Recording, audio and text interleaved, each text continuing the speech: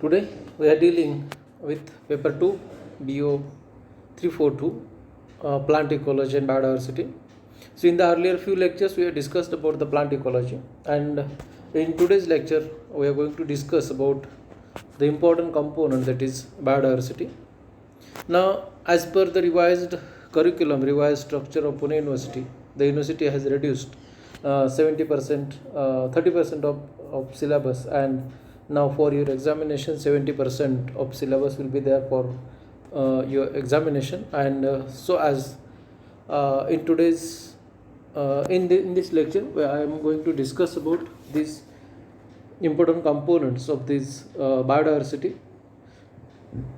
The first chapter is Introduction to Biodiversity, and in this chapter we are going to discuss about the concept, aims and objective, and scope and values of biodiversity.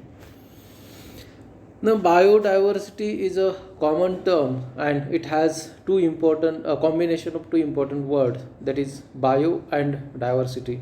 As we all are aware about the bio, that is biological sciences or living entities, and the diversity, it is related with the variety and variation among the living entities.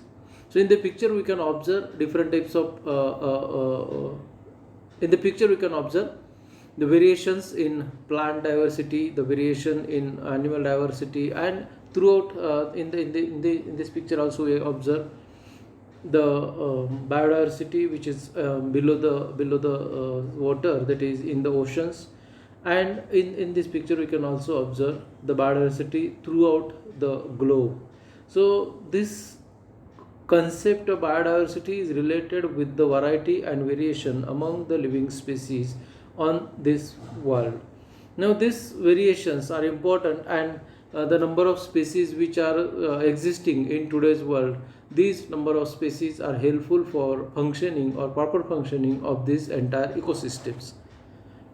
The term biodiversity, that is biological diversity, refers to variety of life on earth at all its level, from genes to ecosystem.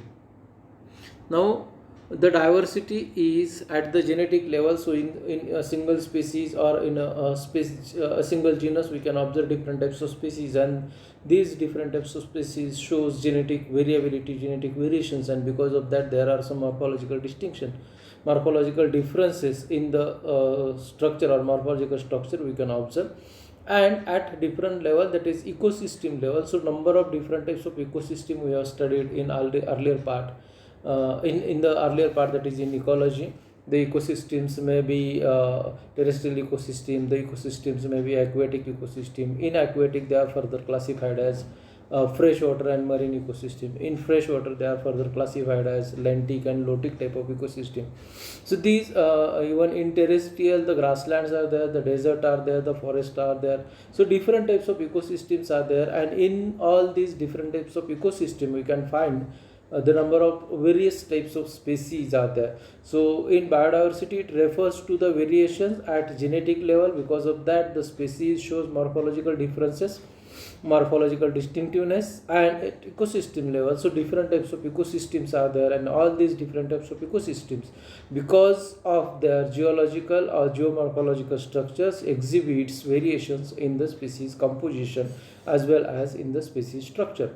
Now these variations are maybe evolutionary, maybe ecological, or maybe because of cultural processes. Evolutionary processes, because of evolution there is constant variations among the species morphological structures. Because of ecological structures or ecological diversity is because of the environmental, different types of environmental conditions, and because of that there may be variation in species composition, and because of the cultural process, and that too for sustenance of the life.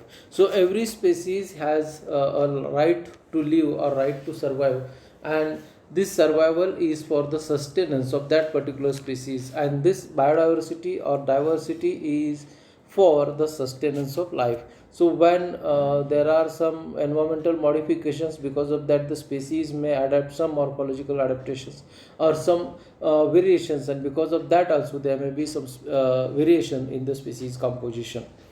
Now, this term is used to describe the variety of life on Earth. It can be used more specifically to refer all of the species in one region of the ecosystem. So, there may be species diversity, there may be the diversity because of morphological variations in the species, or there may be variations in the ecosystem or at the ecosystem level. It includes the biodiversity includes all the plant species, the bacteria, the animals, and even the human being is the component of this biodiversity. So throughout the world there is one estimate. So as per this estimates, about 8.7 million species of plants and animal are present as of now, and out of these 8.7 million species, only 1.2 million species have been identified and described so far. Now this statement is important because when we are studying the biodiversity, we can have to have some idea about the variations at different level, and in total about 8.7 million species are there. About 1.2 million species we have able to identify and describe, and rest of the species are still unexplored, and this species remains the mystery. Now this is important to know about all the remaining species, because when we know when we think about the importance of the species, even about the plant species, every individual plant has its own importance, and if there are number of species which are unexplored and unidentified, we are not able to identify the potential, or even we are not able to use the potential of the species for the benefit of human being. Now, by definition, it includes not only the species we consider as rare or threatened or endangered, but every living organism or living entity from human to organism is included under the biodiversity. Biodiversity is, by definition, the variation among living organisms from different sources, including terrestrial, marine, desert ecosystem, and ecological complexes which they are a part.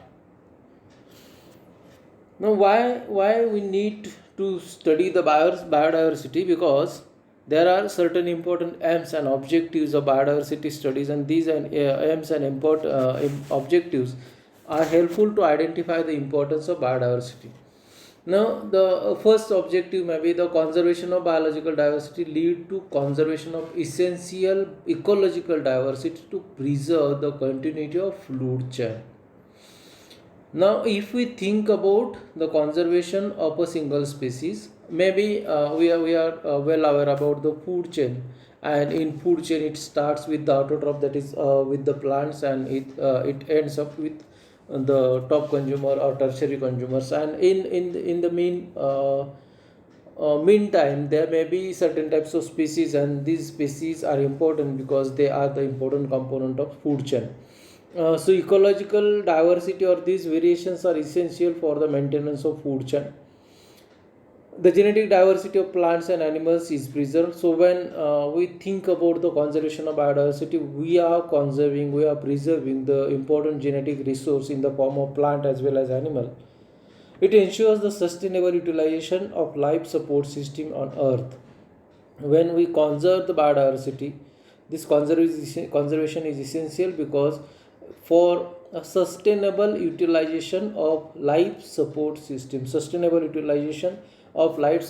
may be we think about the conservation of one species, this species may be the source of food for other species, and the sustenance of the other species is dependent on survival of the earlier species. So for that, the sustainable utilization is essential.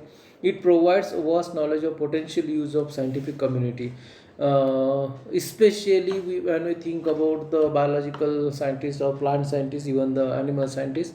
They can utilize the potential resources from the different types of species, and these studies may be helpful ultimately for the human being or for the benefit of human being, and for that it is essential to protect the biodiversity.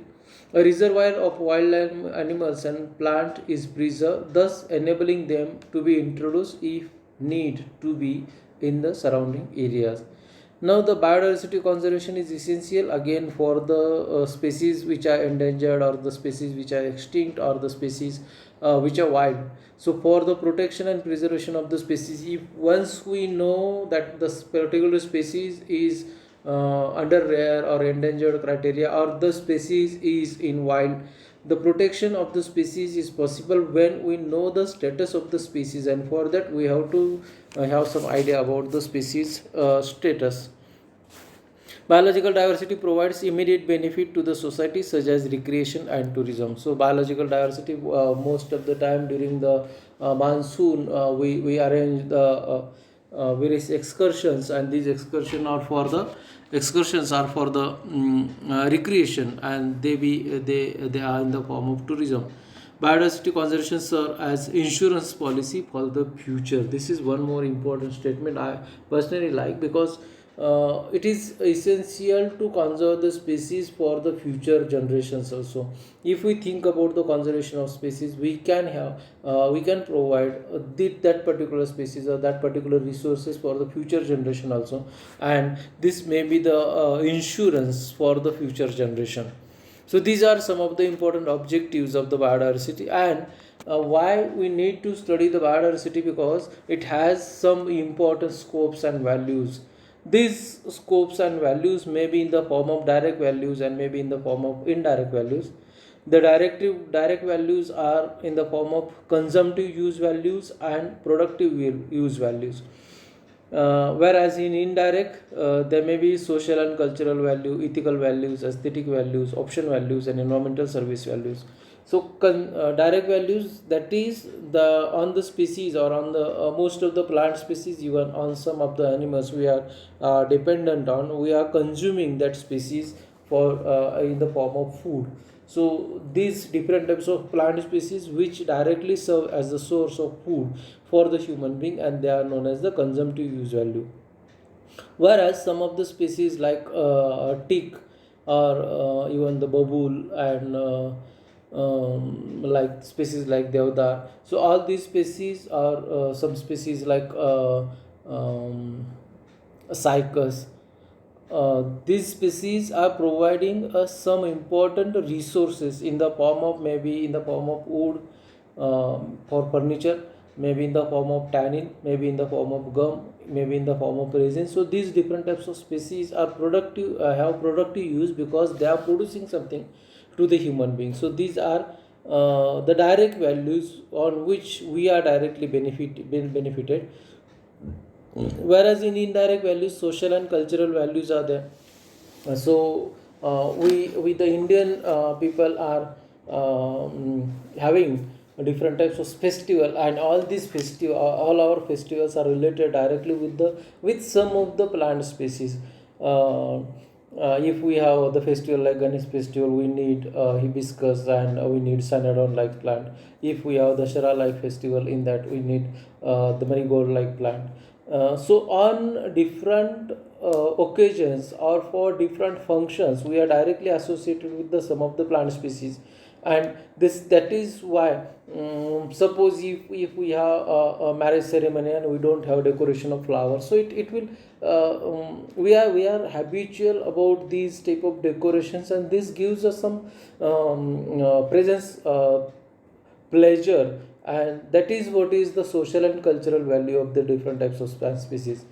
In ethical value, it is directly related with the survival of individual species. So what I personally feel as being a human, I am a single species of this biodiversity. We are not have right to cut, we are don't have right to kill any single organism, living organism.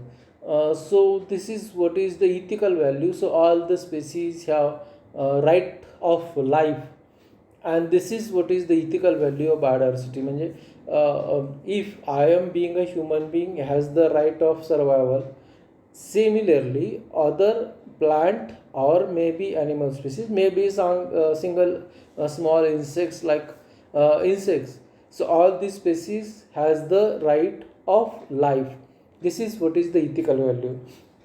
Aesthetic value, we need beautification, we need decoration for several purposes. Even in the offices, we are decorating our offices with flowers or flower bouquet. I just mentioned that in marriage ceremony we are celebrating the marriage with large different types of colorful flowers. So these different types of flowers gives us some aesthetic, or gives us pleasure. So that is the aesthetic value of the biodiversity. Option value, in that all the species have some important role. All the species has their reason for their life, or they have some reason in the food chain. Most of the species maybe acts as an optional species.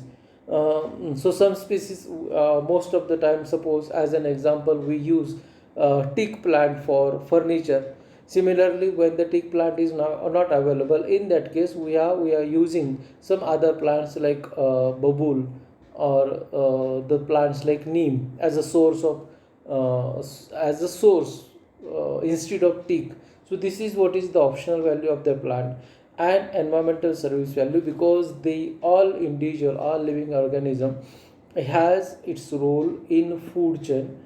So they are providing some kind of environmental services. Even the microbes which are present in the soil, they help us to convert the soil or debris into humus, and ultimately these are helpful for increasing the organic carbon level in the soil. So all these species have some environmental service value, so they are in some way or other are helpful for protection of our environment. So this is what is the first interesting concept I want to share with you in today's lecture. Thank you.